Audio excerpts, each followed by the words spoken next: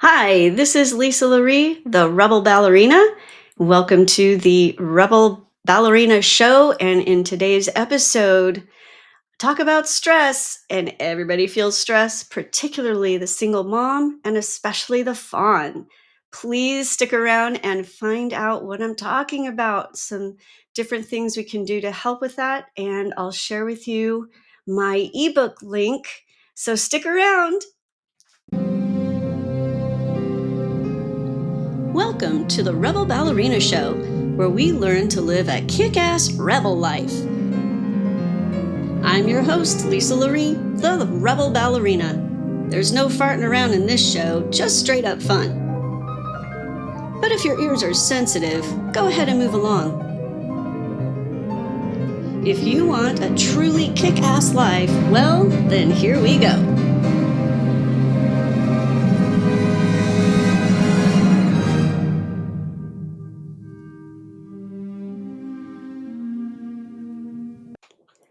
Hi, and welcome back. I am Lisa Loree, your host of the Rebel Ballerina Show, because I'm the Rebel Ballerina. Today, we're going to delve into stressors. I mean, let's face it, today's life is pretty darn stressful. And if you're a fawn like me, almost everything causes stress. It can be unbearable sometimes, from the stupid little things. Like a huge one for me is the blasted garage door.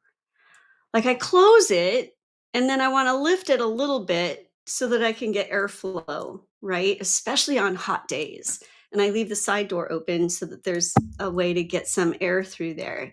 So things just don't get all summer long. So I pull back out of the garage, put the door down, and then I'm going to raise it just that little bit, right? So I push the button to stop it and it just keeps going all the way up again. It's just stupid things like that. Like I really have time to sit there and push the button over and over and over and over again until it decides to finally stop at that very little bit. That's one of my stressors. That's one of the things that just kind of sends me over the edge. And it is a stupid thing, I admit. It's just a dumb thing. I have no patience for it though. So I'm sure there are probably some of those kinds of things going on in your life too. But boy, I tell you, I understand about huge amounts of stress. But I also understand what it does to us in many different ways. It takes a toll big time on the body, and it definitely takes a toll emotionally. We miss out on a lot of fun and we miss out on a lot of peace because of all of this stress. So I'm just like wondering, what are your stressors? So comment below things that send you over the top. And it can be stupid little things like what I just said.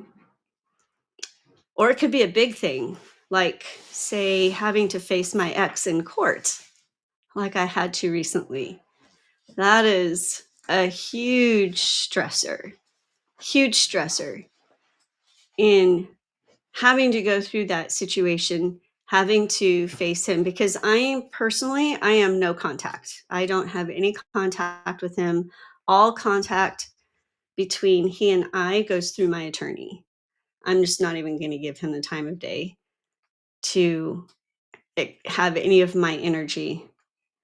And because I know that's what he wants.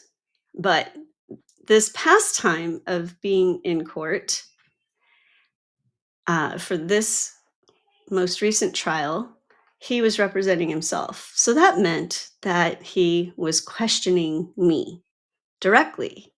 He didn't have an attorney to question me. He was doing it. And believe me, he was like all giddy about it. And it was just, you know, the games, the absolute games. That was a very stressful time. In the past, there's also been enormous stress. Well, throughout this entire divorce, and it's not so simple. Where I am, they'll go ahead and do a divorce and then continue custody and financial things for later. So you can be divorced, but that doesn't necessarily mean that the custody issues and the financial situation is settled at that time. Not even close. During this whole time, it's been 10 years I've been in this court system dealing with this. In the course at the beginning of that, my custodial rights were revoked by the first judge that had my case, just because of a lie that my ex told, just an absolute lie. And without any evidence, without any asking by the judge for further uh, clarity or anything like that. And my rights were just taken away, my custodial rights. So I could no longer have any input as to how my kids were handled or with any kind of decision making for them. I could not help them at all because my rights were taken away, custodial rights. Now,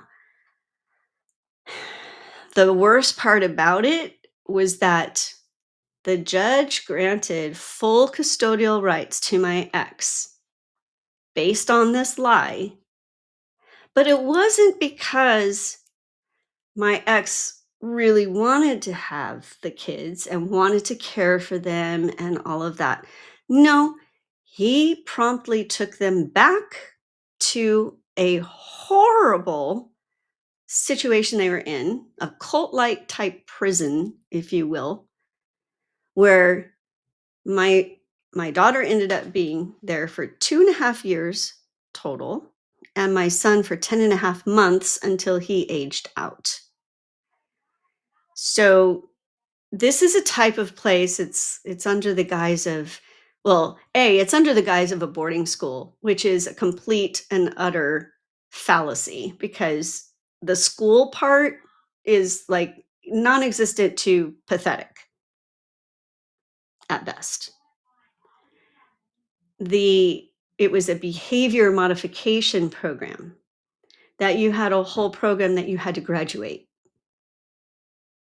So there's not only graduating the program, then there's also graduating high school. And my ex actually wanted to leave my daughter there until she was 18. That would have given her 5 years, over 5 years in that place. What was he thinking? That's her whole adolescence. And why? Why was this going on? Why? Because he didn't want to pay me child support. He was paying an extraordinary amount of money to that tuition, especially with both of them there. It would have been a fraction of what he would have had to pay in child support. It's absurd. So clearly it wasn't an issue of whether he could or could not pay. It was a matter of who he was going to pay, because that would make it so that I didn't get any of this money. And furthermore, this same situation, because he was having to pay so much, evaporated all of our savings, all of our like 401k type of financial whatever. So that also meant that there was nothing for me to have once it was all gone. Clever, very clever, very stressful, especially having to see my kids locked up in this place. And this is a place where kids are sent, teenagers are sent for as like an intervention. I'm talking about criminal behavior. We're talking drug use, um, you know, vandalism, theft, battery, running around, being completely uncontrollable, running around getting, you know, sexually, whatever, just completely outside the realm of having any responsibility. That does not describe my kids at all. What started it was because my daughter was having a struggle going to school. She was 12, and well, oftentimes when kids are around 12 or so, they just don't want to go to school anymore, or they just don't want to get up, right? Plus, she has some major anxiety, already had some major anxiety, and now her parents are going through pretty ugly divorce. So, not wanting to go to school was pretty darn normal in a situation like that, but that doesn't matter to him because whatever he wants is what is going to happen, period. And that's what this entire marriage was like. It's his way or it's his way. And that makes for a very, very stressful life when someone is 100% non negotiable, non compromising. That's that's what I dealt with. Maybe you're dealing with something similar. Maybe it's your partner, spouse, boyfriend, girlfriend. Maybe it's a parent. Maybe it's a sibling. Maybe it's a boss, and you just really need this job, right? There are many, many ways that you could be going through things where you really have no control, and it's very, very stressful. Like I had no control once that judge actually listened to that lie, played the good old boys. That's really what happened. My ex is a retired officer and pilot from the Air Force. So, good old boy. And dare say that this judge really either hates women or is so far entrenched in father's rights that can't see past that blanket father's rights and not see individual cases in front of him. So that was an enormously stressful time. I also raised both of my kids are on the spectrum. You really wouldn't know that now, but they were, and life was very chaotic, very chaotic. And I did a lot of work. For those of you who have special needs kids, you know darn well that is not just raising kids. It's a hell of a lot more to have to do. And I did a lot of different therapies for both of them, as well as just the normal activities, trying gymnastics and ballet, tennis. My daughter did equestrian, my son did fencing, just trying different activities to keep them well rounded, get them moving and exercising, those kinds of things as well, which were also quite tricky given what we were dealing with the autism and anxiety. So that was not easy either. There was definitely some stress involved, but school was a huge stressor for my son. So I had to fight seriously hard for him, seriously hard to get what he needed done, even though he had been on an IEP since first grade and the school wasn't living up to what they're supposed to do. So it got to be pretty bad, very, very stressful. I'm going backwards here. Because I was talking about the divorce. Now I'm talking about how it was with my kids growing up. Before that, it was just the ballet career is a pretty stressful career because it's very subjective. So you don't know really even one year to the next if you're going to get a renewed contract. And then if you have a change of directors or some kind of consolidation of companies, you don't know that you're going to have a contract with that either. And that situation did happen to me where I was let go from Ballet Arizona because of a new director. But it wasn't just because we got a new director, it's because he was a complete sleazebag and I wasn't going along with that. So suddenly I no longer fit the look of that company. Yeah, right. Okay. Anyway, there's not a lot of safeguards in the ballet world for things like that, and you just move on. That's really all you can do. Is just move on, which is what I did. Prior to that, I had the uber huge stressor of losing my mom when I was 18. That was just 100% devastating. 100% devastating. I really had no idea how to even function in life without her. And as I've uh, explained in prior episodes here, that she was really my full support system. She's the only person I trusted. And losing her was 100% or more devastating. Prior to that, it was the stress of her disease. It was the stress of the cancer, coupled with the stress of my dad being a narcissist and rejecting me when I was 2, really having nothing good to say to me for as long as I can remember, and being present, but not being present.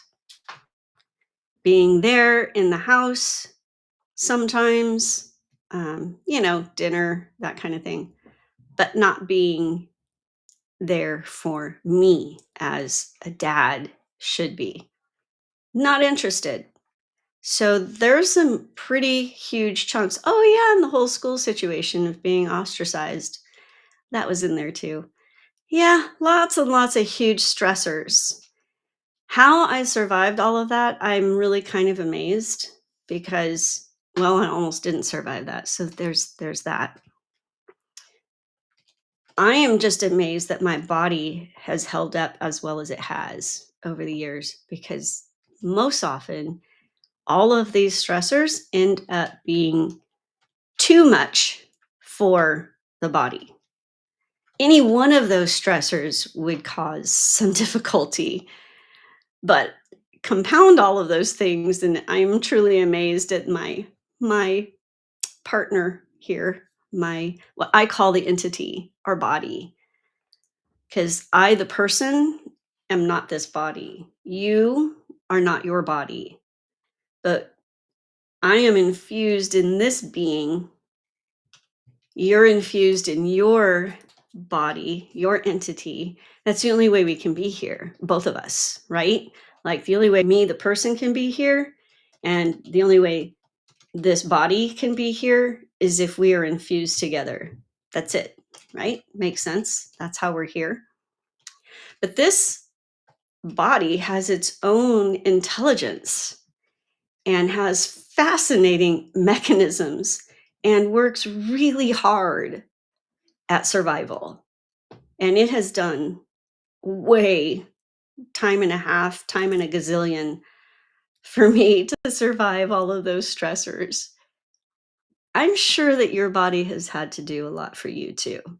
Because even if you haven't gone through major stressors like a great loss or dealing, well, if you're a fawn, more than likely you're dealing with a narcissist at some point. And you're being exploited and manipulated and taken advantage of. And so that's very, very, very, very, very stressful. And you don't feel like you have a lot of control there. I certainly get that. There's that whole aspect. So if you're a fellow fawn, you're dealing with stress, bar none, because we get taken advantage of kind of automatically by a lot of people. until we learn how to grow some antlers and protect ourselves, right? Which is absolutely doable. It's what I've had to learn to do. It's what I teach others to do so that we can actually live in peace. And that's the cool thing. See, I started off talking about stressors, but the reality is you don't have to live in that kind of stress. Even with dealing with someone who's against you, you don't have to. There are ways to work through that. Now, is it easier to not have so much stress if you're not dealing with that person? Well, yeah. That's why I have chosen to go no contact with my ex because it makes 0 sense for me to try to talk to him because there is no talking. Well, I can talk to him, but that's more like talking at him because it doesn't make any difference what I say. It doesn't make any difference what my point of view is. Doesn't it makes 0 difference. It will Nothing will get through to him to see anybody else's perspective because he just won't. And here's the hard thing to understand, and it's really difficult for us who are fawns. We don't understand how someone can think this way. And quite frankly, they don't understand how someone can't see or can be unhappy living in their delusion. So you see, we're dealing with way dramatically opposed, polar opposite vantage points. And it's really difficult to step into seeing where someone's coming from and understanding that, but it's far more difficult and I would say impossible for someone who has narcissistic traits to see somebody else's point of view and to see some kind of vantage point. That takes empathy. There is no empathy or very minimal, or if there is empathy shown, there's usually strings attached. That's not true empathy. That's manipulation or exploitation. So that again, that doesn't count. If it looks like they're empathetic, but it's because there's some kind of ulterior motive, not empathy. That's not empathy. So trying to talk to someone to explain your point of view and how you feel about something when you're dealing with someone like my ex is probably rather futile. And as a matter of fact, most of the people that I've seen, that I have followed, that I have talked to, that I have counseled with,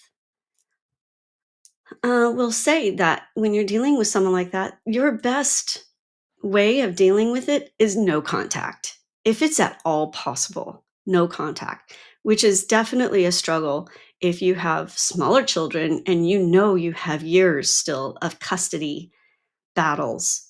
That's tough. That is seriously tough. And I do understand that a little bit. My kids were older, so it's not as bad. But if you've got toddlers and that sort of thing, you've got time, you're gonna have to deal with them. The best bet, though, is to have a mediator or an attorney because that way you don't have to speak directly or deal directly with that person because it really is futile. And all that does is add more and more stress to an already severely stressful situation. So, my recommendation is go no contact. My brother-in-law actually had to go no contact with his sister because she was just making it to where, same kind of situation. There's no understanding, there's no trying to be kind or understanding somebody else's situation or point of view, just harshness and whatever, manipulation and all of that. So they had to go non-contact. So my point with that is that it doesn't have to be a spouse at all. I was pretty much no contact with my dad almost my entire adult life. I would, call every once in a while, like Christmases, birthdays, but not every year. There are plenty of years I didn't. And I had to come to the realization, I think I was about 40 when I really, really understood. Like, I had to digest all of this. And this is before I even knew any of the things that I'm um, teaching now, before the Fun Hot Bitch Mom program. There, I had to really grapple with the fact that I didn't have a dad. Let's just be honest.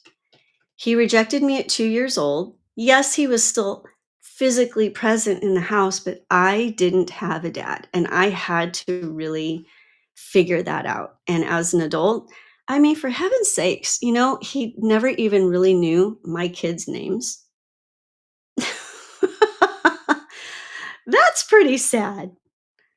That's pretty sad when a grandparent doesn't even know their grandchildren's names, and I only have 2. It's not like I had a whole, you know, slew of kids or something that could be confusing, but I only had 2, and my sister only had 2, has. We both have 2. So it's not like he could really chalk it up to being confused, like, there are so many grandchildren and trying to keep track of them all. Only 4. That's not that many, and that's telling as well. And if he can't even remember my kids' names, his own grandkids' names, then, you know, really? Is that really a dad or a grandpa? No.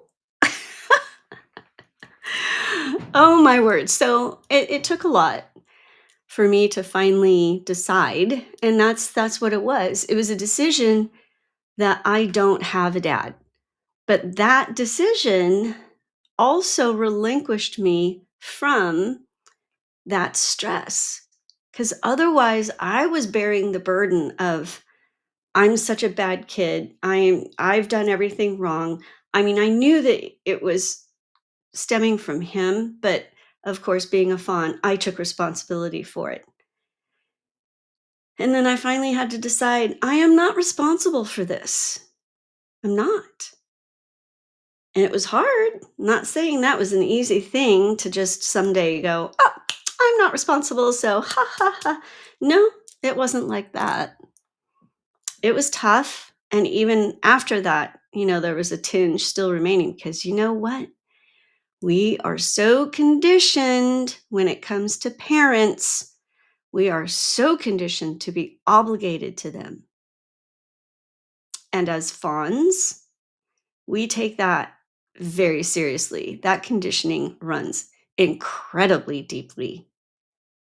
My question is, when a parent is abusive, whether they are physically abusive, sexually abusive, verbally abusive, or insidiously abusive, meaning it's this chipping away, there's the manipulative, passive aggressive little things that tear you down, and you're not, something's not right, but you can't put your finger on it. That's also abuse, insidious abuse. It's an emotional, psychological abuse. Any abuse. If they're participating in any kind of abuse at all, to me, that means they tore up their parent card. And that's that. That was their choice.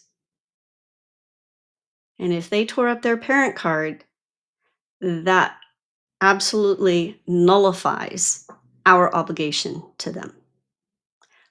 But because of the fawn conditioning, which probably came from them in the first place, we feel so guilty if we don't oblige, if we don't make those phone calls, if we don't do whatever they want. and acquiesce or put ourselves out to make them happy. That's the fawn lifestyle. That is exactly what we do, and we do it very much too well.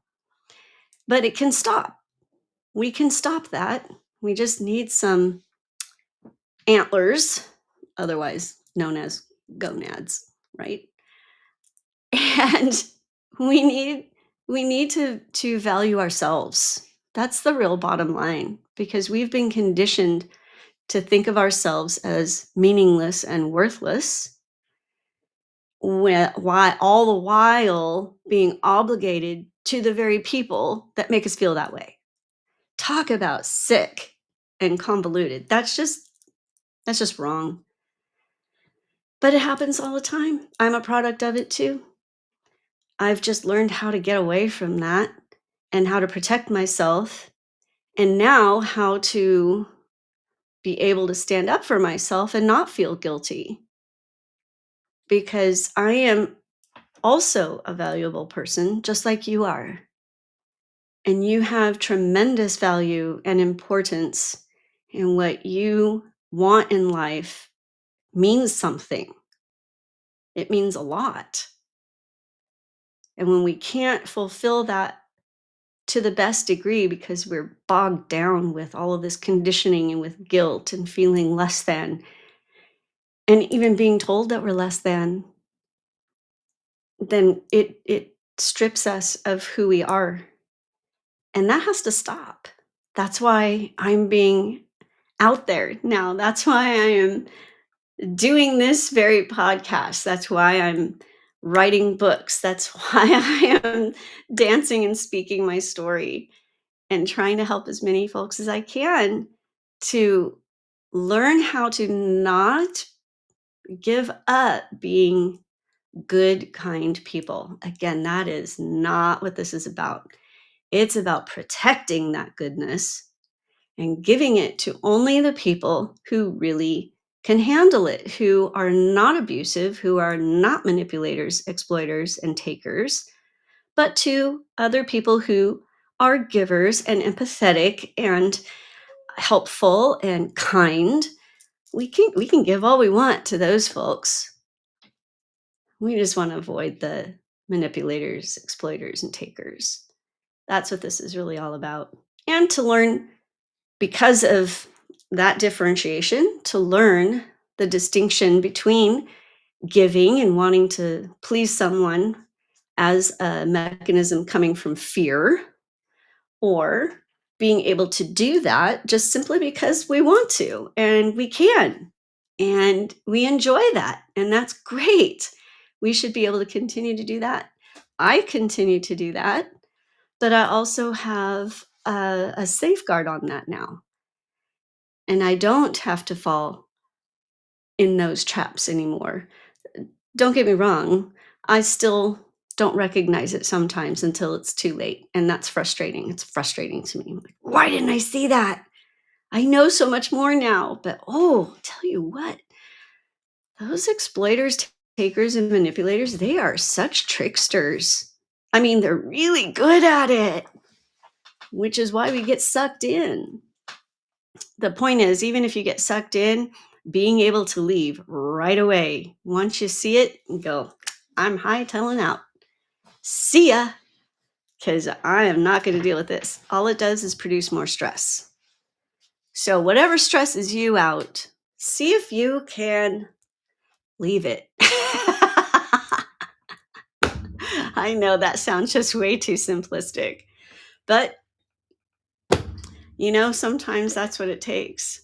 It takes walking away if you can. I know that's a very tall order in some cases. And then other things. We'll go into how to deal with some of that stress later on. I just wanted to give an overview basically of different stressors, big, small, immense, like my mom's death, and flat out stupid, like the garage door thing. Being able to take that breath and slow down my at stupid things is helpful for sure. And then really figuring out how to deal with some of the bigger things. It can take some doing, but it can be done. I'm doing it. I'm living it. And I learned a lot in this last trial. It was really interesting how I was able to do exactly that. The first day, I was just a nervous mess. And I realized I was just stepping back into the way things were. And I realized that though. I had that epiphany and went, whoa, wait a second. I was so stressed out because I stepped backwards into how things were instead of being able to access who I am today. So the second day of the trial, I came in my new self and it was way better, much less stressful. And it was definitely a good thing to be able to do. Much less stressful. That first day was horrible. Second day, way better. I'm not going to say it was stress free. That's a lie. It was not stress free. And I'm not talking about making a life that's stress free because quite frankly, I don't think that really even exists. Um, you would have to be strung out 100% of the time, I think. I don't know. I don't do those kind of drugs, but there are stresses in life. It's just how do we deal with them, right? And where are they coming from? Can they be eliminated? Are there uh, techniques that could be used? Like, what if it's your kids that stress you out? Oh, let me tell you, having two special needs kids, that was really stressful. So, are there things that we can do to help ease that stress, like right now? Are there things that we can do to help take care of their needs to help them be able to adjust better or whatever it is, like I did do?